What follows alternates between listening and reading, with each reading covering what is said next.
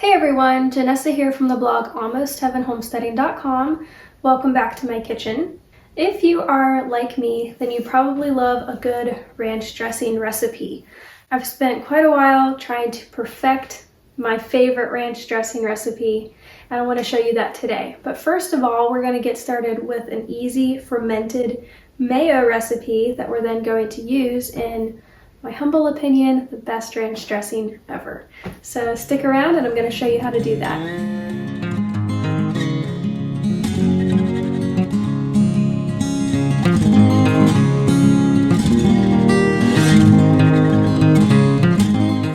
So I'm sure you're wondering, what is even the difference between regular mayo and fermented mayo? Fermented mayo is basically just a regular mayonnaise recipe that has some kind of liquid ferment added into it to extend the shelf life.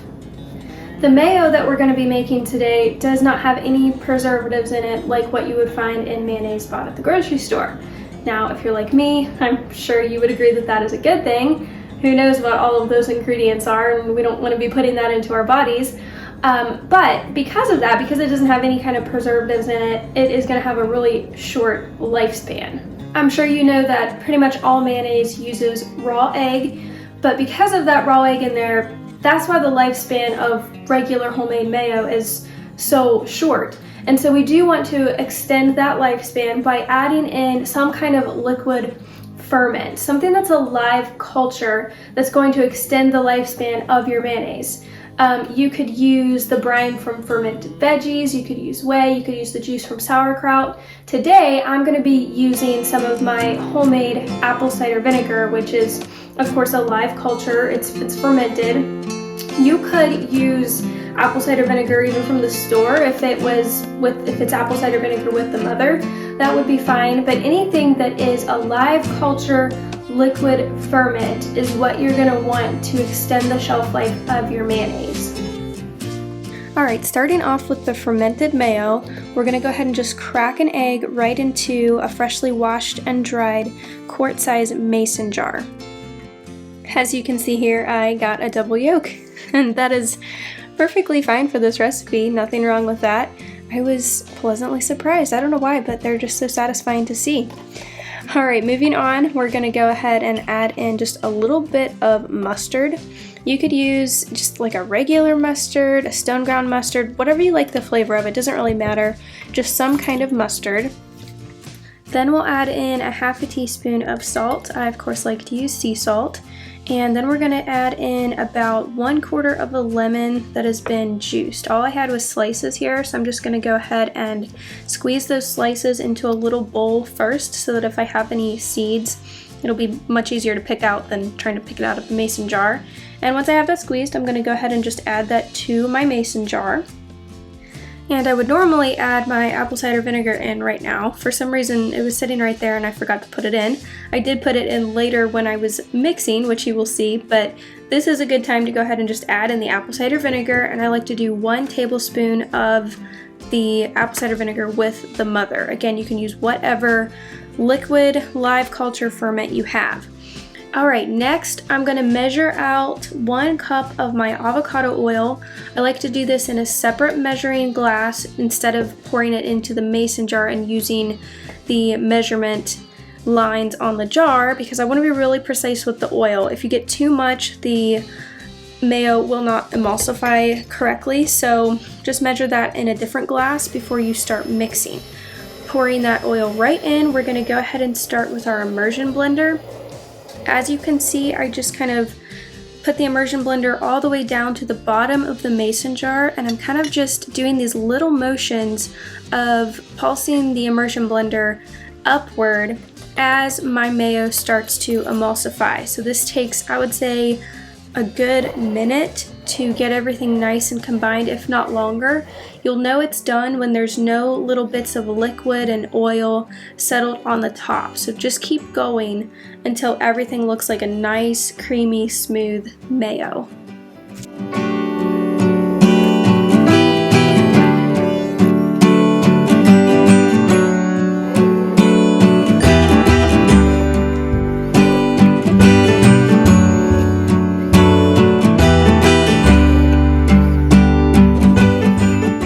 And right about now, I would say we have used that immersion blender long enough. Everything is nice and thick, and it is just a solid consistency throughout.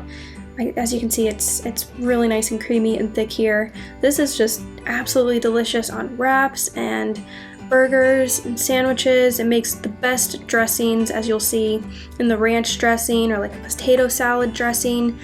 It's so good. You guys have to try this.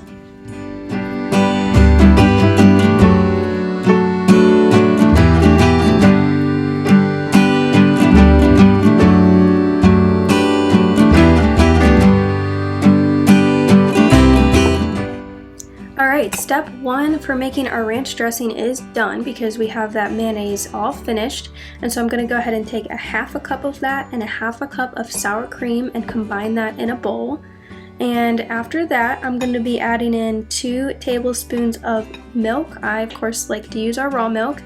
And 2 tablespoons of apple cider vinegar. I'm still using that same apple cider vinegar that I used in the mayonnaise recipe, so this ranch dressing is technically going to be fermented as well. It's going to have a really long shelf life.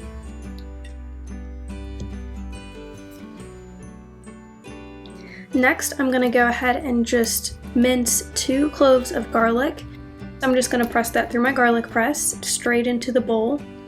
And I'm going to drizzle on 2 tablespoons of olive oil. I'm going to add in parsley, just a half a teaspoon, dill, a 1/4 teaspoon, and some salt and pepper to taste.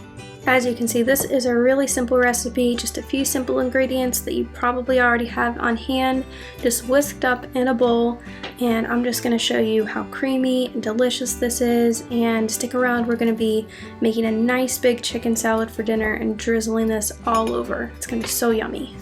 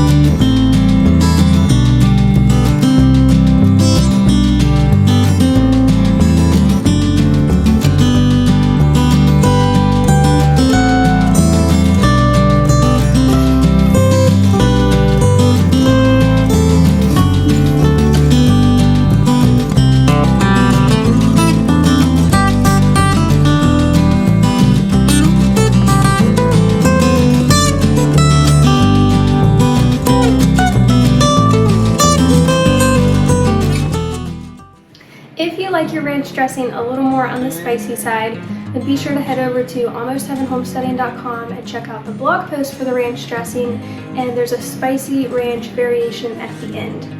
Alright, well I hope you enjoyed today's video. Thank you so much for watching. If you would, I would be so thankful if you would hit that subscribe button, give this video a like and a comment if you decide to try this on your own. Thanks so much, and I hope to see you at the next video.